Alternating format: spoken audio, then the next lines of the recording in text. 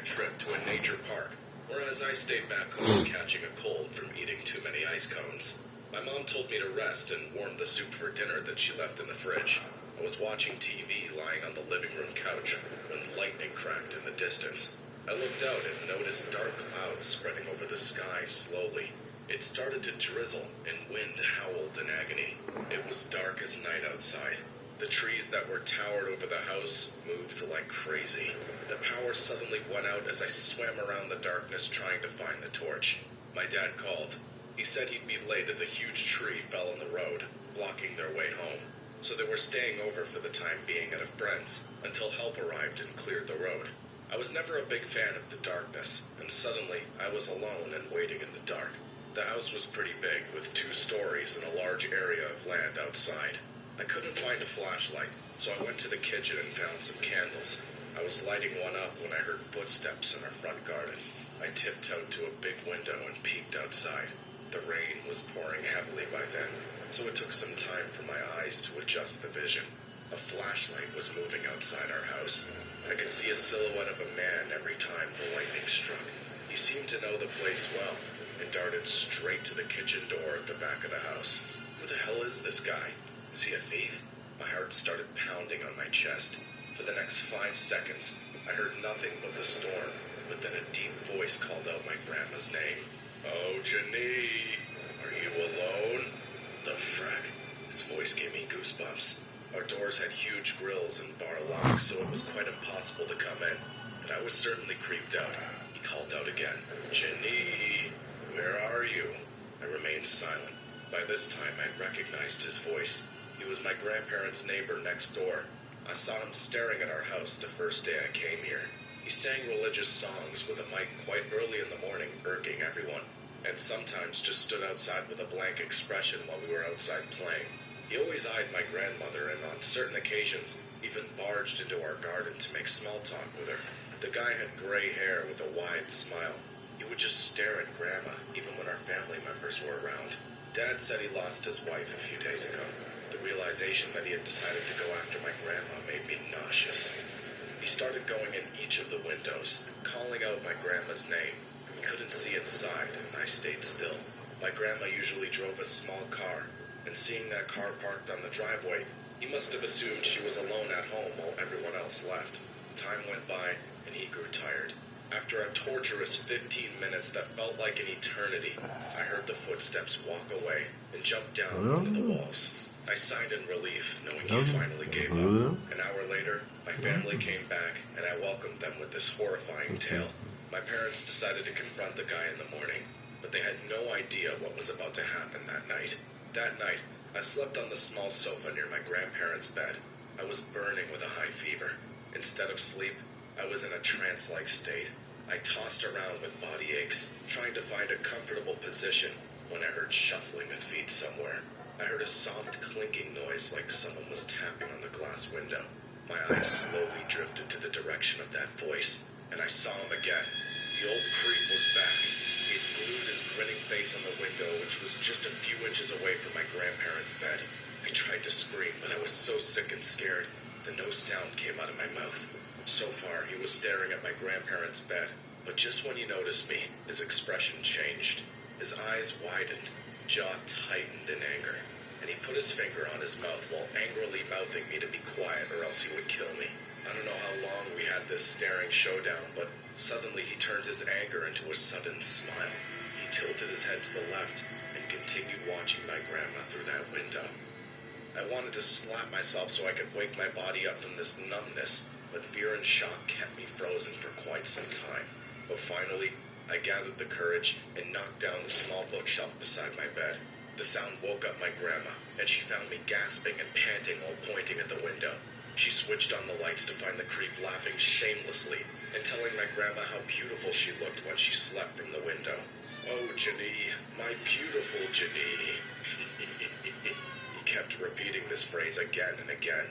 He said that now that his wife was dead, he was finally ready for my grandma. My dad called the cops, and they took him away. The guy died a few months later, but to this day, a doubt clusters my mind. Did the passing of that old creep's healthy, cheerful wife have some mystery in it?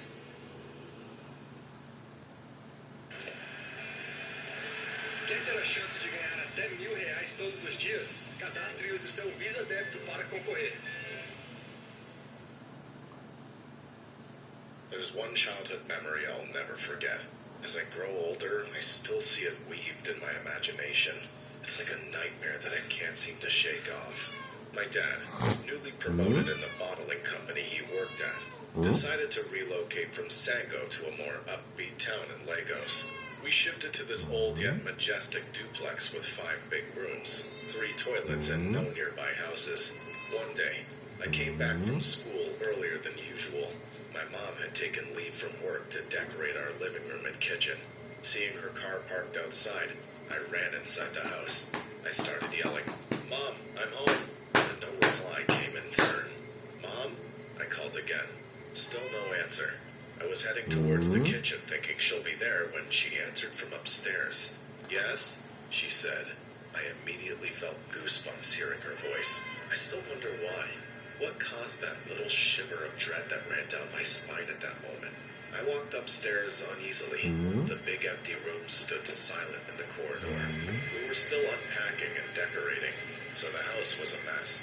I called out to her again when I reached the landing, wanting to know the exact room she was in. "Mom, where are you?" "In here." The reply was weird. Her voice sounded too casual and full of mischief. It felt strange because my mom was usually soft-spoken and quiet in nature. I figured out the voice came from the last room at the end of the hallway. I stopped at the closed door, wondering what she was doing that made her sound that way. My hands were on the doorknob, ready to open, when the kitchen door slammed shut downstairs, and I heard my mother's voice ring out. "Mommy, where are you?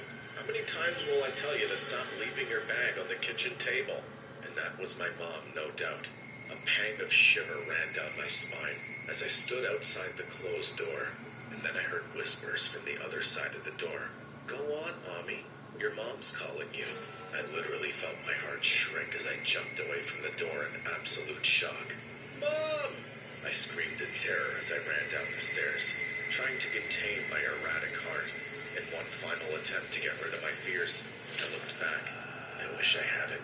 The door had opened a crack, and for a moment I saw something behind that door, a wide, bloodshot eye, staring right at me.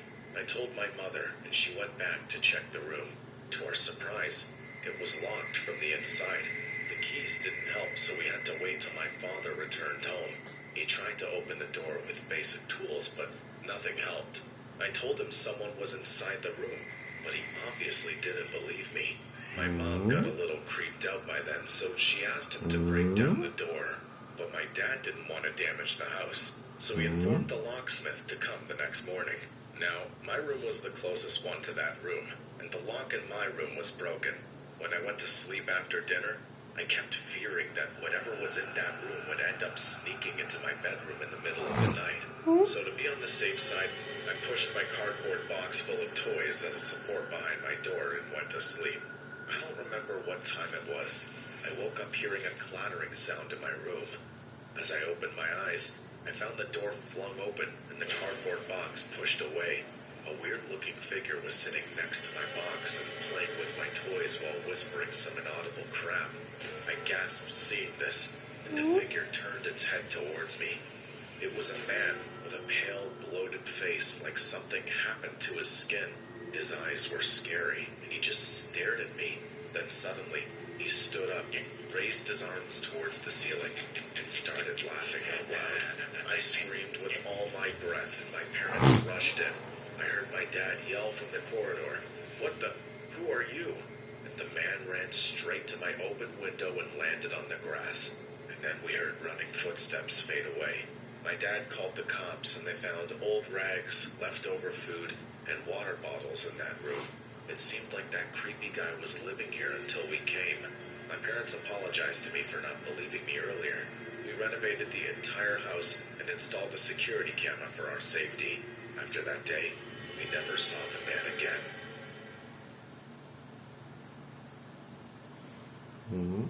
I was getting out of work late due to a recent security issue at our company that had everyone working overtime.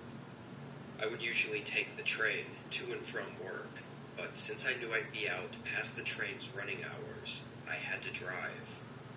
It was nearly an hour to get home.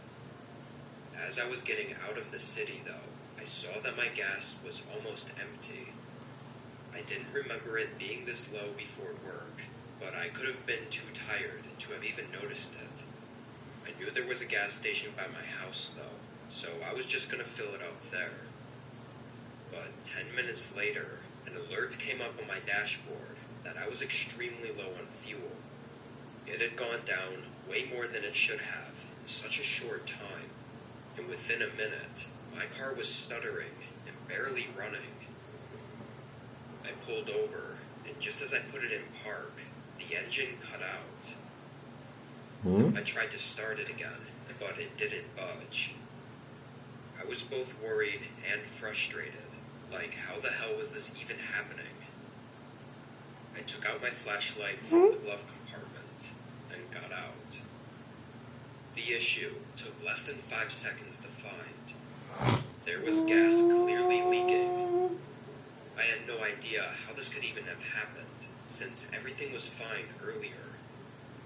But before I could do much thinking, a truck pulled up behind me. Their headlights were off, and they parked unnervingly quickly, like there was no hesitation. I stood up and looked at their windshield, seeing a couple figures moving around them there. "I'm okay, guys. Don't need any help," I called out, but they didn't pay any attention. They kept moving around until one of the doors opened. 4 others stayed in the truck. The way he said it was weird, though, with a strange tone to his voice. Again, I said I didn't need anything. He kept walking, though, until he was right in front of me, standing uncomfortably close. "Why don't I give you a ride home? It's the least I could do," he said, giving a creepy, forced smile. I declined his offer and quickly got into my car. Disturbingly, he stood there for a while, like an entire minute, just looking at me through the window and not saying anything. I just looked forward and called the police for help with my car. But the whole time, I could see him in the corner of my eye, standing right outside my window and just staring at me. During the phone call, though, he walked back to his truck. I watched in the mirror as he got in, then slowly drove past me. We made eye contact as he passed by. For a brief moment, I saw someone in his back seat. They were pressed up against the window, with wide open eyes, and although I couldn't get a good look at them, I knew something was wrong. I don't think that person was inside that truck willingly. When he drove off, though, the license plate was missing. Police showed up, and I told them everything.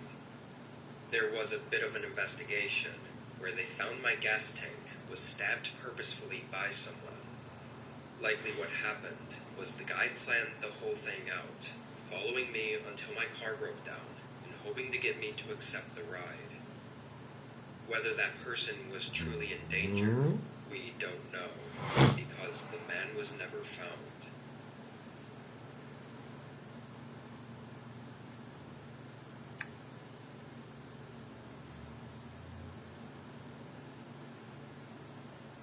I was 17 and living in my parents' basement. It wasn't a trashy basement or anything.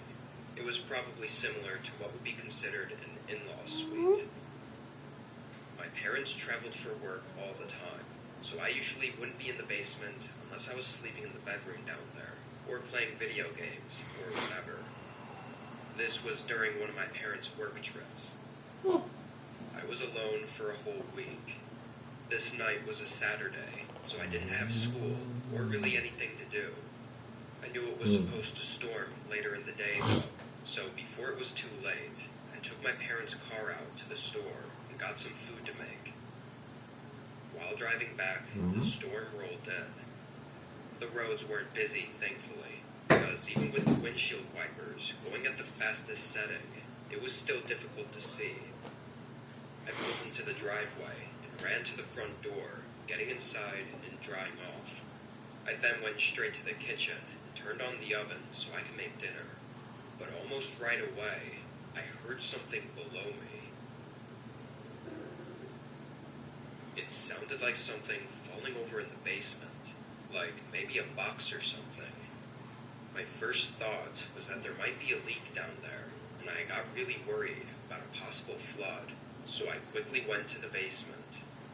I opened the door and flipped on the light, and as I walked down the steps, I didn't hear anything.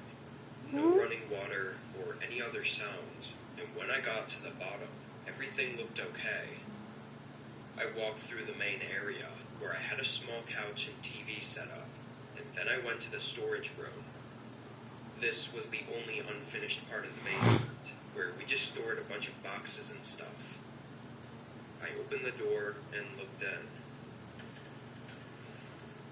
At first, it all looked normal, and I was actually really confused at what I could have heard. All the boxes were stacked up still, and nothing was on the ground. But after a quick walkthrough, I noticed something really strange. One of the boxes sitting on top of the stack was open, and when I looked inside, everything was scattered all over the place.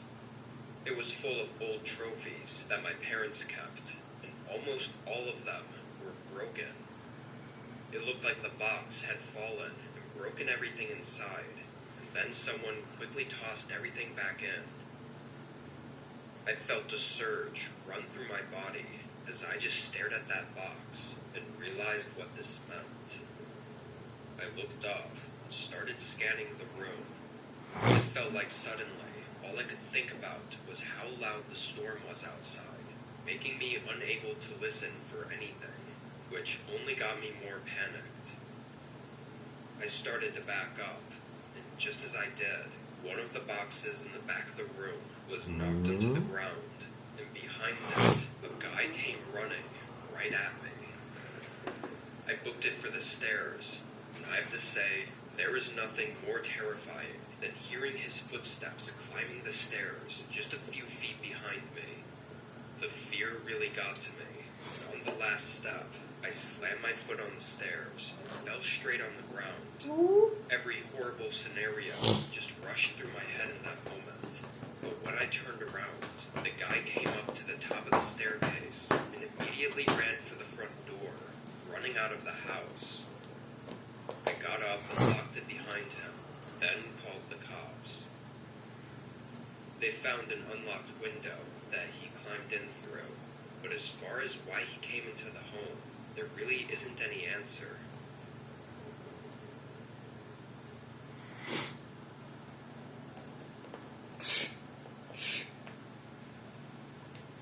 I was working my regular 2 to 10 closing shift at a small drive-through cafe. It's a really small place, with just 5 or so indoor seating tables, since most of our business is focused on the drive-through. This wasn't a busy spot, though, especially during the later hours of the day. Being the only one working the closing shift, I'd usually sit at one of the dining tables and be on my phone, only getting up if someone came to the drive-through. It was drizzling outside this night, so it was even less busy than it already would have been. Past 7 o'clock, not a single customer came through for 2 hours straight. I was just sitting at a table, watching Netflix on my phone, when suddenly the front door opened. It kind of startled me, as nobody ever comes inside the shop this late. He seemed to not notice me sitting at the table, though, because he walked up to a different table on the other end of the store and sat down with his back facing me. Something was definitely off about this guy, though. He was very tall and wearing really dark clothing, and although it was only drizzling outside, he was soaked. Water was dripping from all over his clothes and onto the floor, and that got me thinking about how he even got here. No cars had pulled in, so he must have walked. Anyway, I stood up and walked over to the table, greeting him and asking what he wanted. He didn't smile or say hi back to me. He just sat there with a blank look on his face. I waited a few seconds before repeating myself, but he cut me off. He asked who else was working tonight. I was confused, but also slightly nervous about that question, but I still answered for some reason. It's just me, but we close in an hour. He then asked for a small coffee, so I walked back to the kitchen and started making it. I grabbed a cup and poured it in, then turned to go back to the table when I saw him standing in the doorway to the kitchen. Do you need something else? He didn't respond. Now facing directly at me, I could see that his eyes were bloodshot, but his face was still blank, like no emotion whatsoever. It made me really uneasy. Put the drink down and come with me. He was demanding it, and he looked ready to force me if I didn't. This guy was way bigger than me, so I really had no choice. I moved slow, trying to think of any way out of this as I followed him. As we left the store, though, he grabbed the back collar of my shirt and pushed me across the parking lot toward the road. On the other side of this empty road was a completely wooded area with no buildings or houses, as far as I knew, and that's exactly where he was leading me. Just as we were about to cross the road, though, a single car came out and rolled past us. As it did, the man stopped, which forced me to stop, and both of us stared at the car and realized what it was. A police officer, looking right back at us. I started screaming, and the guy immediately let go and sprinted across the road and into the woods. The officer pulled right to the parking lot and made sure I was okay, then called for backup. What's crazy is he wasn't even on his shift. He was actually heading home for the night, just happened to see us at the perfect time to save me. If he had even been 30 seconds earlier or later, I would have been dragged into those woods, unseen, and probably never made it out. Anyway, the cameras picked up some decent footage of him, but as of yet, still nothing has been found. I'll update if anything else happens, but I just hope he doesn't come back.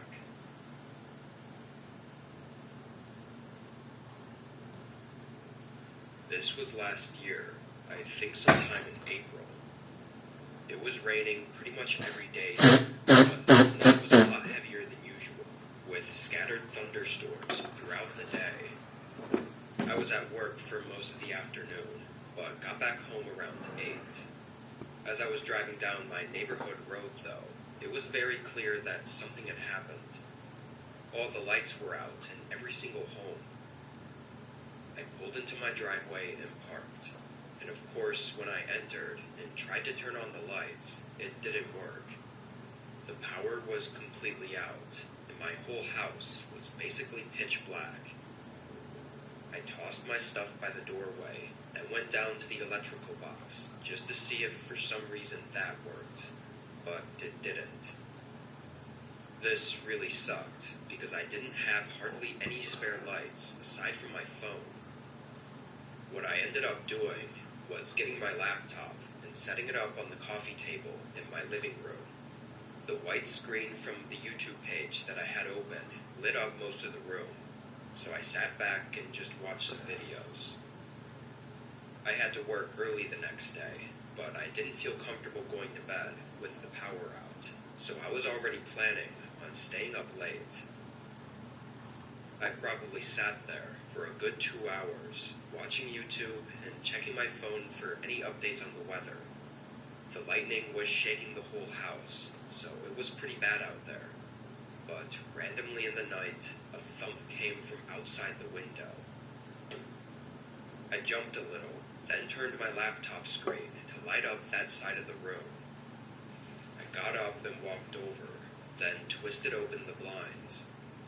I froze up for a second, not expecting to see a man standing right on the other side of the window. His drenched hair was falling over his face, and he was peering through the window at me. He yelled something, but I honestly couldn't hear him with the heavy rain and thunder in the background. Being so caught off guard, though, I didn't know what to do. I was a little freaked out, though, so I just closed the blinds. I felt kind of horrible about it, but why was he outside banging on my window anyway? I heard him hit the window a few more times, then it went quiet. I figured he'd either given up or moved on to another house, so I turned my laptop toward me again and continued watching YouTube. The storm stayed strong through the whole night. I must have been up for another hour, but my eyes got really heavy and I just couldn't hold out any longer. I lay down on the couch and drifted off to sleep. I woke up to a loud crash. I didn't know if it was a nearby lightning strike or what, but I immediately got up from the couch.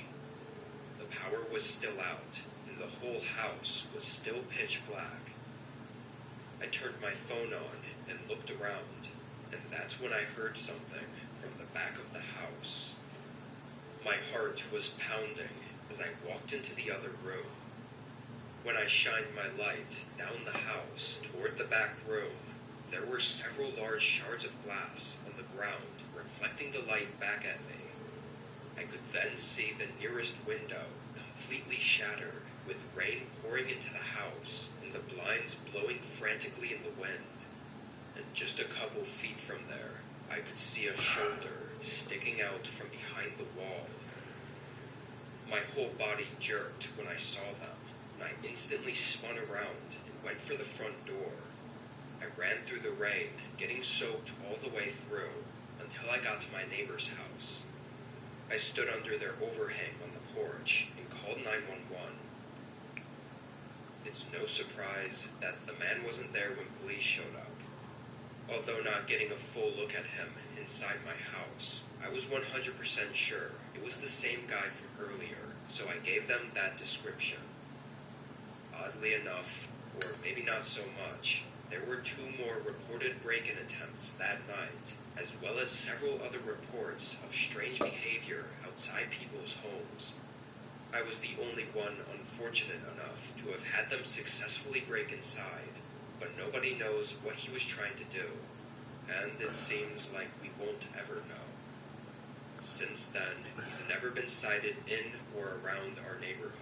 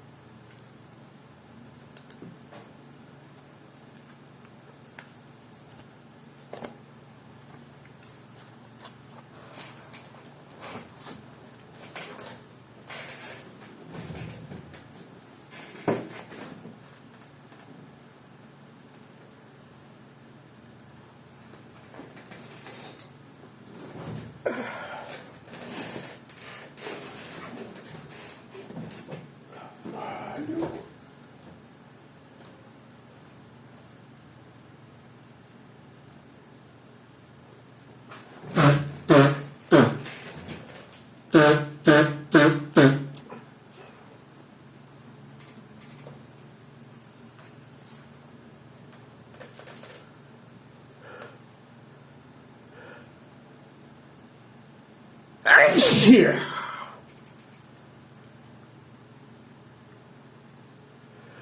Achoo!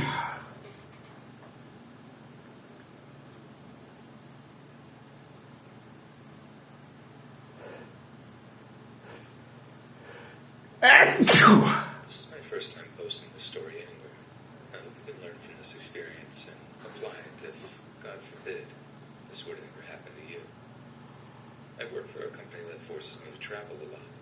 I usually fly, but because I know how crazy airports are on holidays, I thought it would be a smarter decision to rent a car and drive home overnight, avoiding the nightmare that would be an airport on Thanksgiving week. I started the drive home, and even though I was a little tired, I was able to cruise from about 11 p.m. until 3 a.m., as there were barely any cars on the road. Shortly after 3 a.m., I saw a van that was sideways in the middle of the road on the highway. Thankfully, I had my brights on and was able to see the vehicle with plenty of time for a safe stop. There was also an elderly woman near the side of the road who was waving me down. Cautiously, I slowed down and came to a stop. The woman walked up to my window, motioning for me to roll it down. I rolled it down the slightest bit, making sure even her hand couldn't get in the car. In an old, cracking voice, she said, "Young man, can you please help me change my tire?" I glanced over and saw that she did indeed have a flat tire. She said to me again, "I ran over something and my tire became flat almost instantly," and motioned to what looked like a piece of plastic in the road. I reluctantly got out of the car and walked by the van and said she needed to move it to the side of the road for safety. I told her that there was no way we could change a tire in the middle of a highway in the middle of the night. She agreed and moved it out of the road into the side of the highway. As I began to change the tire, I had a million things running through my mind. Number one being, why did I have to be the one who got flagged down? I was almost finished taking the flat tire off, and I noticed I didn't see the woman anymore, as I was providing my own light source with my cell phone, and looked up to ask if she could assist, and she was gone. I looked all around the vehicle and didn't see anybody. Nothing but pitch black darkness other than my headlights, which were providing sunlight in the general direction. Well, lucky for me, I had my keys in my pocket and locked my car door when I got out. I walked back over to my car, and the woman was there trying to get into my vehicle. I told her to get away from my car before I called the police. She laughed at me.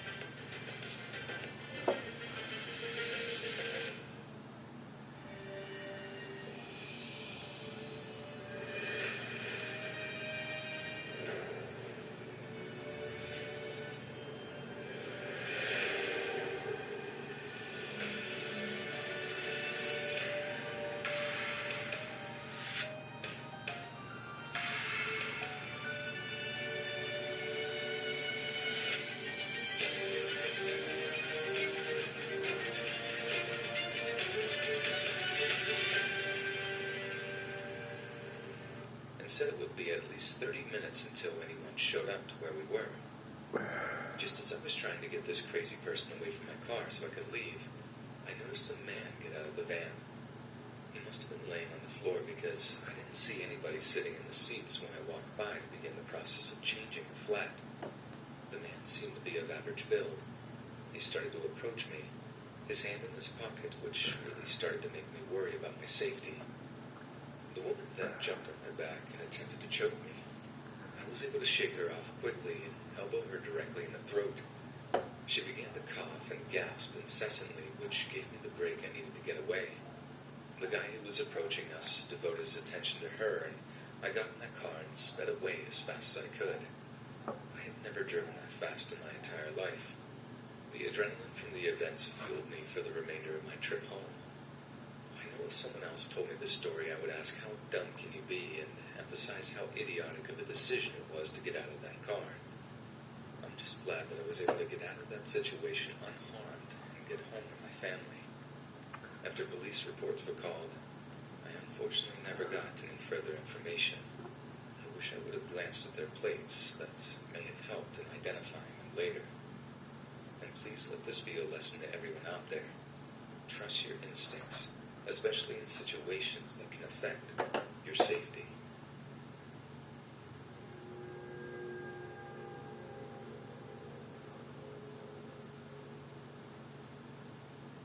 This story may seem more weird than truly scary to many of you. At the time, I didn't really find it scary or terrifying myself. I didn't really get that feeling until I shared this with others and got their perspective. I'd be interested to see what, if any, comments any of you have regarding this experience. This event happened with my ex-girlfriend on Thanksgiving about 6 years ago. For the sake of anonymity, we will call her Kay. I met Kay in college, and at first, she was great. We shared similar interests and hobbies. We clicked instantly, and for the first time, I was excited to meet the parents of my significant other. I was going to meet them on Thanksgiving so that everyone could have dinner together. Kay never really mentioned her family, so I was excited and intrigued when she asked me to join her for the holiday. Fast forward a week or so, and Thanksgiving finally comes. I make the 2-hour drive to her parents' house, and my first thought as I approach the house is, wow, this place is huge. It was a gigantic brown mansion. It was very large, but also looked very old. My best comparison is if you have ever seen the movie Clue.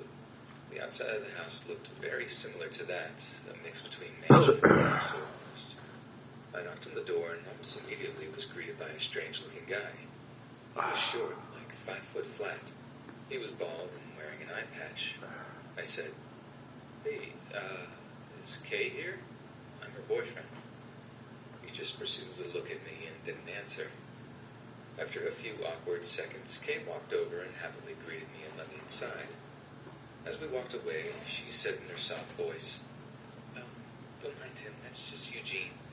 He's like, I guess, kind of an uncle." Kind of weird way to put it, I thought, but whatever, I didn't think too much of it. As we walked through the house, I was blown away. I'd never seen anything like it. The ceilings were really high and the walls were covered with religious iconography.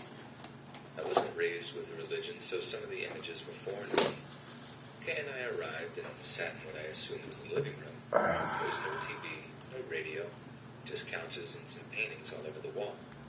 The paintings seemed to cram together, trying to fit them all on the wall. An odd choice for such a nice home. After a couple of minutes, her parents walked in.